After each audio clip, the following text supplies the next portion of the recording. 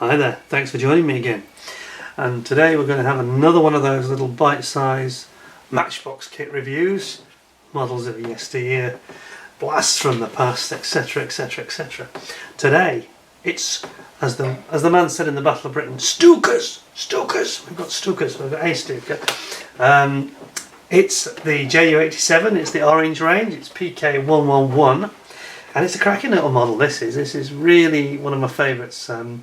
I was quite lucky to acquire this one. It's a very, very mint example, and as you can see, it's got this lovely box art, the eastern front. He's dropping bombs with his colling, and he's got cannons here, the gondola cannons under the wing, attacking T-34 tanks in the background, and the Russians are scattering everywhere. So on the side of the box, as is normal, you get this image of what it will look like if you don't bother to use the paints, which is always quite good. And then around the other side you get the artwork at the ends, and then you also get, true to its original form, you get adverts for the other products in the same range. So we've got Fairy Swordfish, and we've got the Oxley 125 Executive Jet, and in this case we also have the Messerschmitt 410, which I've also got, and we'll see later at some later date. On the back, traditional window box. This is a 1974 generation product, so it's the original Mark 1 version of the kit. And we've got two options. We've got the Russian front here, SG1 they call themselves, with a tank buster. It's even got a picture of a T-34 on the nose as the target. And then we've also got the Russian front, but with a winter camouflage, which is obviously for when it's particularly snowy. And then they've got the sort of sky blue underneath. Anyway, without further ado, why don't we take a bit of a closer look at it. So, careful, got to be very careful of these kits. They are 46 years old. Very gentle with them. What have we got in this one? There we go. Oh, yeah, there's a stand in this one, which is always good. Pop that back over there in the background and see what we have got included. So we've got three usual thing, three sprues, three different coloured sprues, and we've got decals. And do you know what, the decals look, they look really good actually for 46 years of age. Look at this. I wish I looked that good when I was 46. They're really clean, aren't they? They look alright. I'm pretty sure that maybe a little bit dulled, but they'd go on fine. And you've got the Stuka sort of label that goes on the side of the stand here. It's designed to go on the side. Stand, yes, usual thing. The Matchbox medium size M, and they do a bigger version for the red range kits, by the way, which we'll probably see later. But yes, that's a nice stand, and we've even got the tissue to protect the decals, and we have again this lovely orange range in orange to remind you it's the orange range, and a little bit of a description on the front of the instructions. So, originally designed in 1933, using the Spanish Civil War, powered by Ju87 J1 engines, and it had 1400 horsepower. And obviously it goes on to say used until the spring, began to replace early machines in the spring of 1941. Well, I can tell you that the one problem with the Stuka, it was a remarkable aircraft. It did as much damage psychologically as it ever did physically with its bombs, because it only held one bomb. I think they did have small bombs on the wings sometimes, on a little rack, but it wasn't a great accurate bomber. It couldn't carry much payload. Its biggest Achilles heel was it was slow. And the minute this was reigning supreme, it dominated the Spanish Civil War. It dominated in Poland, in Holland and Belgium, and even into France. Right up to the moment it met the Spitfire and the Hurricane, and that really was game over for this aircraft. And in fact, they pretty much withdrew them toward the end of 1941, except on the Russian front, because obviously they were up against a slightly more outdated aircraft until they got the Sturmovix and some of the fast, small Yak aircraft that came out. And then that really was the end, because this thing couldn't compete, and it was getting shot to pieces all over the place. I mean, they withdrew it in the Battle of Britain by, I think it's middle of September it was already withdrawn, even before they gave up all the attacks, because they just didn't come back. Yeah, you've got 12 of these against 3 Spitfires. It'd be very, very unusual to get one return. Yeah, I'm not going to come back. So, but as a tank buster, which is this particular one is, as a tank buster, it was very effective, a ground support weapon, and that was the mistake the Germans made. They sent it up into the Battle of Britain against a superior adversary. It wasn't really designed for that. It's not an air superiority ground attack aircraft. It's there to support the troops on the ground. Anyway, enough of the history lesson. Let's have a look at what we've got in here. So, whoops, we have the usual the small parts marking guide showing you how to paint them on the back, as they seem to do with all the Orange range, showing you the wheels and tyres and seats, pilot, propeller, then the spinner, exhausts, intake and the chin intake for the engine, and then you've got your bomb, swinging bomb rack and the bomb itself. And I think it's showing that this has actually got mini bombs as well, is that right? It might have some mini bombs, we'll see. Yeah, it has, it's got some little ones. The ones I spoke of on the wing. That's good. And then obviously the tail wheel and the interior of the cockpit. Now of course this is a 2-man aircraft and they sit back to back, so it's quite unusual.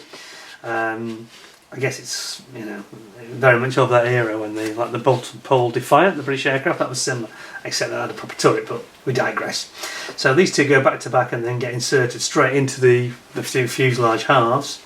Then you bring in, you build up your propeller and spinner, and then they want you to bring in your canopy and machine gun for the gunner at the back there.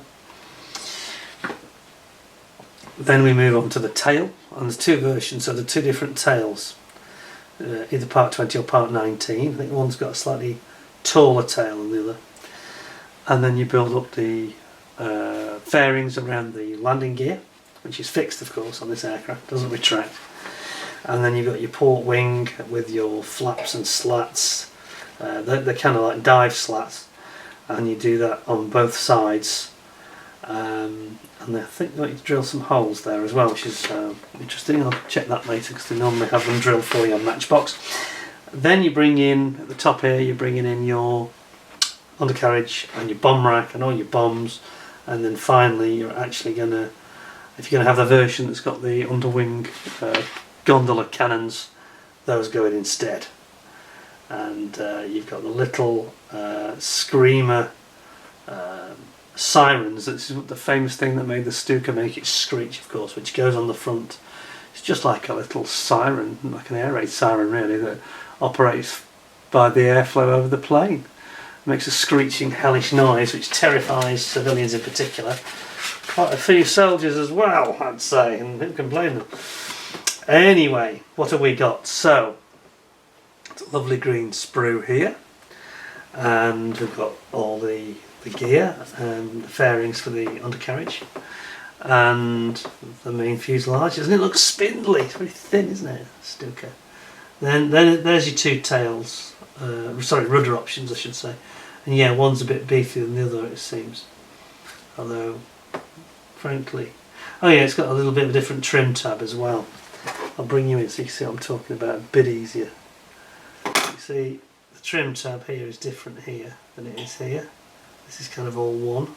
This is like a separate trim tab. So that's that. And then you've got your pilot and your gunner. And there we go, that's sprue number 1. Then we've got the clear parts and quite a nice little sprue here with the clear parts on. It's one of those unusual shaped ones. It's got a step in it. So it's like a front canopy and rear canopy. Rear canopy has the hole in it for the gunner here. Looks very nice. Then we've got this rather nice sky blue sprue, and on this one we've got the wings and the tails basically. So you've got your tail planes. Sorry, I should start again. You've got wingtips, and there's 2 different types of wingtip as well. So you've got one that's got like a very long, ultra long wingtip here, or the slightly shorter version here. And I'm just going to look if you can actually tell. Yeah, so the one that's got the gondola cannons, I think probably because of the extra weight, has slightly longer wings, longer wingtips. and the one that doesn't have the gondola cannons, probably because it's not carrying as much payload, has got these shorter tips here and here. That's quite nice options to have in a kit like this. You know, that's nice to be given that option. It's quite unusual. And then we've got your classic, this sort of anhedral, dihedral style of the Stuka, of course. And it's anhedral on the inboard and then dihedral toward the outer part of the wing. And you've got your dive slats here. And there's the outer ailerons there. So it's quite an interesting aircraft. But Matchbox's take on this is remarkably sophisticated, I would say. You know, with these options. Obviously, here's your tailplane here. Very nice. Again, nice sprue, no flash, soft. You know, panel lines are very soft and, you know, a bit shallow, you might say, but maybe even a bit out of scale as well. I don't know, but they're completely acceptable and they look very pleasant. You know, it's going to go together. Same old story, isn't it? And then here we've got. Sorry, I better move that because it confuses the camera so easily. Then we have got all the black parts. So we've got all the bombs. Here's the main bomb. Bring you in for this. Main bomb there. Then we've got the little mini bombs that go on the wing, bomblets, and we've got these are the gondolas for the cannons. Contains the gun for the cannon itself, and here are the actual barrels. Right, barrel here, there's the muzzle there. And then we have, on this side, we've got the exhaust stubs. We've got the bomb carriage, I think they call it, that slings the bomb from the middle of the aircraft. Aerial here, and then just one or two little fine parts like aerials and the tail wheels here, etc. And that's it really. So, wow, I mean, I've got to say that it's a very nice looking kit. Again, it's they didn't make bad ones, you know. They were all nice, you know. You picked it up and thought, yeah, I can make this in a weekend, no problem. And you would be able to do that quite easily. There's minimal cleanup needed, you know. Even the sprue connections, they're tiny. Look at this. You know, it didn't require a lot of sort of engineering to get the thing to A, to go together, but B, to actually be clean. I mean, look at the way these sprues are connected. Look how fine it is here. Very, very tiny connection points. So, you know, snipping that off, it's going to give you a nice, clean, sort of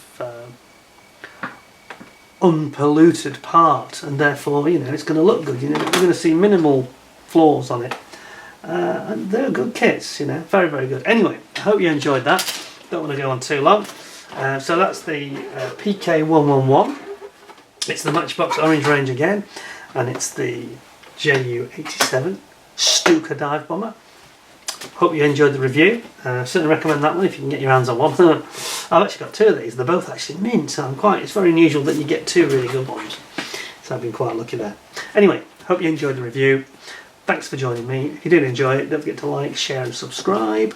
And please keep watching, because we'll have one or two more of these, I think, over the festive holiday period. We're going to have a few of these short, bite-sized vids, just to let you have a look back into the distant past and see kits of days gone by and Christmases past. Thanks for joining me. Hope to see you again soon. In the meantime, thanks a lot. Bye for now.